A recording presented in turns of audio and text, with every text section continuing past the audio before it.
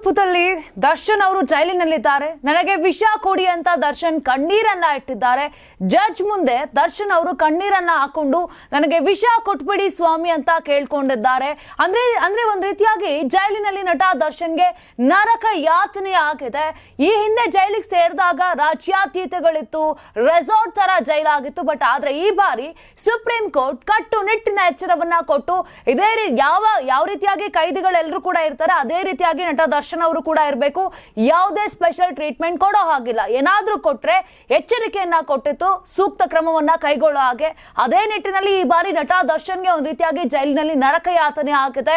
Judge ಎದುರು ಇವತ್ತು ಏನು ವಿಚಾರಣೆ ಇತ್ತು ವಿಡಿಯೋ ಕಾನ್ಫರೆನ್ಸ್ ಮೂಲಕ, ಆ ಒಂದು ಟೈಮ್ ಅಲ್ಲಿ ಜಡ್ಜ್ ಮುಂದೆ ಕಣ್ಣೀರ್ ಹಾಕಿದ್ದಾರೆ ನಟ ದರ್ಶನ್ ಅವರು.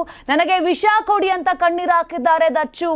ಜೈಲಿನಲ್ಲಿ ಬೆಳಕೇ ನಾನು ನೋಡಿಲ್ಲ, ಬೆಳಕು ನೋಡಿ ಎಷ್ಟೋ ತಿಂಗಳುಗಳಾಗೋಗ್ಬಿಟ್ಟಿದೆ. ಬಿಸಿಲು ಕೂಡ ನೋಡಿಲ್ಲ, ಬಿಸಿಲು ನೋಡೇ 1 ತಿಂಗಳು ಆಗೋಯ್ತು. ನನಗಾಗ್ತಿಲ್ಲ, ಇದು ನನಗೆ ಬದುಕ್ಲಿಕ್ಕೆ ಆಗ್ತಿಲ್ಲ, ದಯವಿಟ್ಟು ವಿಷ ಕೊಡಿ ಅಂತ ದರ್ಶನ್ ಅವರು ಜೈಲಿನಲ್ಲಿ ಏನು ನ್ಯಾಯಾಧೀಶರ ಮುಂದೆ ಬೇಡ್ಕೊಂಡಿದ್ದಾರೆ. ಒಂದ್ ರೀತಿಯಾಗಿ ಕೇಳಿದ್ದಾರೆ, ಜೈಲಾಧಿಕಾರಿಗಳಿಗೆ ಸೂಚನೆಯನ್ನ ಕೊಡಿ ಸ್ವಾಮಿ, ವಿಷ ಕೊಡಿಸ್ಬಿಡಿ ನನಗೆ ಸ್ವಲ್ಪ, ಬೇರೆ ಯಾರಿಗೂ ಕೂಡ ಕೊಡೋದು ಬೇಡ, ಯಾರು ಆರೋಪಿಗಳಿಗೆ, ನನಗೆ ಮಾತ್ರ ವಿಷ ಕೊಡಿ, ನನಗೆ ಆಗ್ತಿಲ್ಲ, ನಾನು ಬಿಸಿಲೇ ನೋಡಿಲ್ಲ, ನನಗೆ ಜೈಲಿನಲ್ಲಿ ಬದುಕಲು ಆಗ್ತಿಲ್ಲ, ಜೈಲು ಕೋಣೆಯಲ್ಲಿ ಫಂಗಸ್ ಸಮಸ್ಯೆ ಇದೆ, ಶುಚಿತ್ವದ ಕೊರತೆ ಇದೆ, ನನಗೂ ಕೂಡ ಫಂಗಸ್ ಬರ್ತಾ ಇದೆ, ಬಟ್ಟೆಗಳೆಲ್ಲ ಕೂಡ ಕೆಟ್ಟ ವಾಸನೆ ಬರ್ತಾ ಇದೆ. ಇಷ್ಟರ ಮಟ್ಟಿಗೆ ಗೋಳಾಡಿದ್ದಾರೆ ವಿಡಿಯೋ ಕಾನ್ಫರೆನ್ಸ್ ವೇಳೆ ದರ್ಶನ್ ಅವರು. ಇನ್ನು ನ್ಯಾಯಾಧೀಶರು ಕೂಡ ಮಾತನಾಡಿರುವಂಥದ್ದು ಏನು, ಇವ್ರಿಗ ಕೇಳಿದ್ರು, ಈಗ ಬೇಡಿಕೆಯನ್ನ ಇಟ್ಟರು ವಿಷ ಕೊಡಿ ಅಂತ, ಆವಾಗ ನ್ಯಾಯಾಧೀಶರು ಕೂಡ ಹೇಳಿದ್ದಾರೆ, ನೀವು ಹೇಳಿದಂತೆ ನಾವು ಆದೇಶವನ್ನ ಕೊಡಲು ಸಾಧ್ಯ ಆಗೋದಿಲ್ಲ, ಅಧಿಕಾರಿಗಳಿಗೆ ಏನು ಆದೇಶ ನೀಡಬೇಕೋ ಅದನ್ನೇ ನಾವು ಕೊಡ್ತೀವಿ, ನೀವು ಕೇಳಿದ ತಕ್ಷಣ ವಿಷ ಕೊಡ್ಲಿಕ್ಕೆ ಆಗೋದಿಲ್ಲ ಅನ್ನೋ ಒಂದು ಮಾತನ್ನ ಕೂಡ ನ್ಯಾಯಾಧೀಶರು ಹೇಳಿರುವಂಥದ್ದು. ಮತ್ತು ಇನ್ನೂ ಒಂದು ಹೇಳಿರುವಂಥದ್ದು, ನಿಮ್ಮ ಅರ್ಜಿ ಏನಿದೆ ಈ ಬಗ್ಗೆ ಮಧ್ಯಾಹ್ನ ಆದೇಶವನ್ನ ಕೂಡ ನೀಡ್ತೀವಿ. ಇನ್ನು ಪರಪ್ಪನ ಅಗ್ರಹಾರದಲ್ಲಿ ಏನು ನಟ ದರ್ಶನ್ ಇದ್ರು, ಕಟ್ಟುಮಸ್ತಾಗಿದ್ದಂತ ನಟ ದರ್ಶನ್ ತೂಕವನ್ನ ಇಳಿಸ್ಕೊಂಡಿದ್ದಾರೆ. ಸೊ ಈ ರೀತಿಯಾಗಿ ವಿಡಿಯೋ ಕಾನ್ಫರೆನ್ಸ್ ಮೂಲಕ ದರ್ಶನ್ ಅವರು ಗೋಳಾಡಿದ್ದಾರೆ. ಈಗ ನ್ಯಾಯಾಧೀಶರು ಈ ಒಂದು ವಿಚಾರಣೆ ಅಥವಾ ಏನು ಆದೇಶ ಆಯ್ತು, ಈ ಆದೇಶವನ್ನ ಮಧ್ಯಾಹ್ನ 3 ಗಂಟೆಗೆ ಕಾಯ್ದಿರಿಸಿದೆ ಕೋರ್ಟು.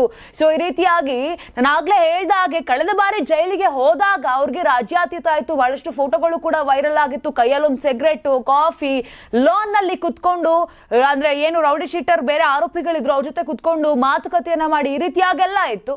ಇದಾದ ನಂತರ ಅಲ್ಲಿಂದ ಸ್ಟಾರ್ಟ್ ಆಯ್ತು ನೋಡಿ ಗ್ರಹಚಾರ. ಅದಾದ ನಂತರ ಇವತ್ತು ಏನು ದರ್ಶನ್ ಅವ್ರು ಜೈಲಿನಲ್ಲಿ ಇದ್ದಾರೆ, ಒಂದ್ ರೀತಿಯಾಗಿ ನರಕ ಯಾತನೆ, ಬೇಡವೇ ಬೇಡಪ್ಪ ಈ ಜೀವನ ಒಂದು ಮಟ್ಟಕ್ಕೆ ವಿಷಯವನ್ನ ಕೇಳಿರೋ ಅಂತದ್ದು. ಮತ್ತೊಂದಂತ ಹೇಳಿದ್ರೆ ಅದಾದ್ಮೇಲೆ ಜಾಮೀನ ತಗೊಂಡು ದರ್ಶನ್ ಅವರು ಆಚೆ ಬಂದಿರ್ತಾರೆ. ಆಚೆ ಬಂದ ನಂತರವೂ ಕೂಡ ಬಹಳಷ್ಟು ಡೆವಿಲ್ ಸಿನಿಮಾ ಶೂಟಿಂಗ್ ಅಲ್ಲಿ ಭಾಗಿಯಾಗ್ತಾರೆ, ಥೈಲ್ಯಾಂಡ್ ಹೋಗಿದ್ರು, ಬಹಳಷ್ಟು ವಿದೇಶಗಳಿಗೆ ಹೋಗಿ ಬಂದಿರ್ತಾರೆ, ಶೂಟಿಂಗ್ ಜೊತೆ ಜಾಲಿ ಕೂಡ ಮಾಡಿರ್ತಾರೆ. ಅದಷ್ಟೇ ಅಲ್ಲದೆ ಪತ್ನಿ ವಿಜಯಲಕ್ಷ್ಮಿ ಜೊತೆ ಒಂದ್ ರೀತಿಯಾಗಿ ಬಹಳಷ್ಟು ದೇವಾಲಯ ಟೆಂಪಲ್ ರನ್ ಕೂಡ ಮಾಡಿರ್ತಾರೆ ನಟ ದರ್ಶನ್ ಅವರು. ಅದಾದ ನಂತರ ಏನು ರಾಜ್ಯ ಸರ್ಕಾರ ಇವರ ಜಾಮೀನುಗಳನ್ನ ನೀವು ರದ್ದು ಮಾಡಬೇಕು ಅಂತ ಕೋರಿ ಸುಪ್ರೀಂ ಕೋರ್ಟ್ ಮೆಟ್ಟಲನ್ನ ಹೇರಿರುತ್ತೆ. ಅದಾದ ನಂತರ ವಿಚಾರಣೆ ಆಗುತ್ತೆ. ವಿಚಾರಣೆ ಆದ ನಂತರ ಹೈಕೋರ್ಟ್ ಯಾವ ನಿಟ್ಟಿನಲ್ಲಿ ಈ ರೀತಿಯಾಗಿ ಅರ್ಜಿ ಏನು ಸ್ವೀಕರಿಸ್ತು, ಇವರಿಗೆ ಜಾಮೀನನ್ನ ಕೊಡ್ತು ಅಂತ ಹೈಕೋರ್ಟ್ ಸುಪ್ರೀಂ ಕೋರ್ಟ್ ಪ್ರಶ್ನೆಯನ್ನ ಮಾಡುತ್ತೆ. ಅದಾದ ನಂತರ ಸುಪ್ರೀಂ ಕೋರ್ಟ್ ಇಮಿಡಿಯೇಟ್ ಆಗಿ ಆದೇಶವನ್ನ ಹೊರಡಿಸುತ್ತೆ. ಈಗಲೇ ಆರೋಪಿಗಳಿದ್ದಾರೆ ಎಲ್ಲರೂ ಕೂಡ ಬಂಧಿಸಬೇಕು, ಜೈಲಿಗೆ ಅಟ್ಟಬೇಕು, ಅವರ ಜಾಮೀನನ್ನ ಕ್ಯಾನ್ಸಲ್ ಮಾಡಲಾಗ್ತಿದೆ ಅನ್ನೋ ನಿಟ್ಟಿನಲ್ಲಿ ಆದೇಶವನ್ನ ಕೂಡ ಹೊರಡಿಸುತ್ತೆ. ನಂತರ ಅದೇ ನಿಟ್ಟಿನಲ್ಲಿ ಪರಪ್ಪನ ಅಗ್ರಹಾರ ಜೈಲಿಗೆ ದರ್ಶನ್ ಮತ್ತೊಮ್ಮೆ ಹೋಗ್ತಾರೆ. ಸೊ ಈ ನಿಟ್ಟಿನಲ್ಲಿ ಏನು ಜಸ್ಟ್ ಆದೇಶವನ್ನ, ಈಗ ಜಾಮೀನು ರದ್ದು ಮಾಡಿ ಆದೇಶವನ್ನ ಮಾತ್ರ ಕೊಟ್ಟಿರಲಿಲ್ಲ ಸುಪ್ರೀಂ ಕೋರ್ಟ್, ಅಲ್ಲೂ ಕೂಡ ಬಹಳಷ್ಟು ನಿಯಮಗಳನ್ನ ಹಾಕಿತ್ತು. ಏನು ನೀವು ಕಳೆದ ಬಾರಿ ದರ್ಶನ್ ಅವರಿಗೆ ಈ ರೀತಿಯಾಗಿ ರಾಜ್ಯಾತೀತ ಎಲ್ಲಾನು ಕೊಟ್ಟಿದ್ರು, ಅದ್ಯಾವುದೂ ಕೂಡ ಕೊಡೋ ಹಾಗಿಲ್ಲ, ಎಲ್ಲಾ ಕೈದಿಗಳನ್ನ ಒಂದೇ ರೀತಿಯಾಗಿ ನೋಡ್ಬೇಕು ಅಂತ. ಇನ್ನೂ ವಿಚಾರ ಅಂತ ಹೇಳಿದ್ರೆ ದರ್ಶನ್ ಅವರು ಮಧ್ಯದಲ್ಲಿ ಬಹಳಷ್ಟು ಬೇಡಿಕೆಯನ್ನ ಕೂಡ ಇಟ್ಟಿದ್ರು, ನನಗೆ ಬೆಡ್ಶೀಟ್ ಬೇಕು, ಚಳಿ ಆಗ್ತಾ ಇದೆ, 2 ಬೆಡ್ಶೀಟ್ ಕೊಡಿ ಅಂತ. ಬಟ್ ಆದ್ರೆ ಆ ಒಂದು ಜೈಲಿನ ನಿಯಮದ ಪ್ರಕಾರ ಒಬ್ಬರಿಗೆ ಒಂದೇ ಬೆಡ್ಶೀಟ್ ಅನ್ನ ಕೊಡ್ಲಾಗತ್ತೆ, ಮತ್ತು ಸಪರೇಟ್ ಆಗಿ ಬ್ಯಾರಕ್ ಅಲ್ಲೂ ಇದ್ರು ಕೂಡ ಈ ಹಿಂದೆ ದರ್ಶನ್ ಅವರು. ಬಟ್ ಆದ್ರೆ ಈ ಬಾರಿ ಏನು ಎಲ್ಲ ಸೆಲ್ಗಳಿರುತ್ತೆ ಅದೇ ಸೆಲ್ ನಲ್ಲಿ ದರ್ಶನ್ ಅವರು ಕೂಡ ಇರುವಂತದ್ದು. ಸೊ ಈ ಒಂದು ನಿಟ್ಟಿನಲ್ಲಿ ಈಗ ರಿಯಲ್ ಅನುಭವ ಆಗಿದೆ ದಚ್ಚುಗೆ, ಯಾವ ರೀತಿಯಾಗಿ ಜೈಲು ಇರುತ್ತೆ, ಎಷ್ಟೆಲ್ಲ ಕಷ್ಟ ಇರುತ್ತೆ ಅಂತ. ಬಹಳಷ್ಟು ಗೋಳಾಡಿದ್ದಾರೆ ಇವತ್ತು ಒಂದು ವಿಡಿಯೋ ಕಾನ್ಫರೆನ್ಸ್ ಮೂಲಕ ವಿಚಾರಣೆಯ ವೇಳೆ. ನನಗೆ ಫಂಗಸ್ ಬರ್ತಾ ಇದೆ, ಶುಚಿತ್ವ ಇಲ್ಲ, ಬೆಡ್ಶೀಟ್ ಕೂಡ ಕೊಡ್ತಾ ಇಲ್ಲ, ದಯವಿಟ್ಟು ನನಗೆ ವಿಷಯ ಕೊಟ್ಟು ಬಿಡ್ರಿ, ನಾನು ವಿಷ ತಗೊಂಡ್ಬಿಡ್ತೀನಿ ಅನ್ನೋ ಒಂದು ಮಟ್ಟದಲ್ಲಿ ಮಾತನಾಡಿ ಕಣ್ಣೀರನ್ನ ಇಟ್ಟಿದ್ದಾರೆ ದರ್ಶನ್ ಅವರು. ಸೊ ಈಗ ಏನು ಮಧ್ಯಾಹ್ನ 3 ಗಂಟೆಗೆ ಆದೇಶವನ್ನ ಕಾಯ್ದಿರಿಸಿದೆ ಕೋರ್ಟ್. 3 ಗಂಟೆ ನಂತರ ಗೊತ್ತಾಗುತ್ತೆ ಯಾವ ರೀತಿಯಾಗಿ ಆದೇಶ ಬರುತ್ತೆ, ದರ್ಶನ್ ಅವರು ಬಳ್ಳಾರಿ ಜೈಲ್ಗೆ ಏನಾದ್ರು ಶಿಫ್ಟ್ ಆಗ್ತಾರೆ ಅಥವಾ ಏನೆಲ್ಲ ಬೆಳವಣಿಗೆ ಆಗತ್ತೆ ಇಲ್ಲಿ ಅನ್ನೋದನ್ನ ಒಂದು ಕಾದು ನೋಡ್ಬೇಕಿದೆ. ನೀವು ಸಣ್ಣ ಆಗ್ಬೇಕಲ್ವಾ, ಅದು ಒಂದು ಉತ್ತಮ ಆಹಾರದಿಂದ ಸಣ್ಣ ಆಗ್ಬೇಕಲ್ವಾ. ಪ್ರತಿದಿನ ನಮ್ಮ ಜೀನಿ ಸ್ಲಿಮ್ ನ ಯೂಸ್ ಮಾಡಿ ಯಾವುದೇ ಸೈಡ್ ಎಫೆಕ್ಟ್ ಇಲ್ದಂಗೆ ನೀವು ಸಣ್ಣ ಆಗ್ತೀರಾ. Karibasaveshwara agri India private limited ರವರ ನಂಬರ್ 1 ಸ್ಪ್ರಿಂಕ್ಲರ್ ಪೈಪ್.